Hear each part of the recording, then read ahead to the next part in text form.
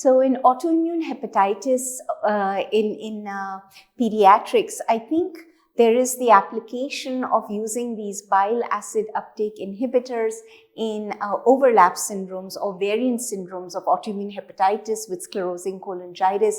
And so one of the important things I think over here, listening to what the adults are doing and the drugs that are getting FDA approval there, that leads to studies happening in pediatrics, and getting that information is really important.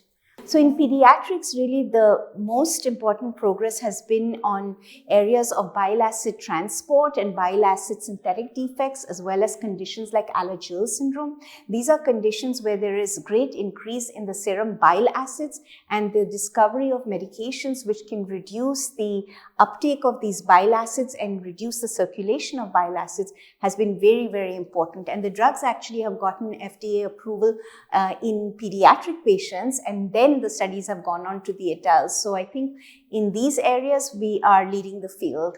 I think medicine overall in pediatrics and elsewhere has become personalized depending on the various phenotypes that are there, depending on the severity of presentation, depending on what other systems have gotten involved, depending on how the patient may process the medication so that they don't get toxicity from that, and really monitoring the patients to see if something they don't tolerate it, we move on to the next one fairly quickly.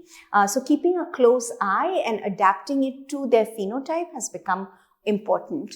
Often when people are talking, they give experiences good and bad, whereas when we are reporting things, you usually tend to give the good reports. Nobody likes to go on about big morbidity or mortality unless it's in the context of a clinical trial, and even over there, it might be just a small sentence. But when we are talking openly, I think we can share these results.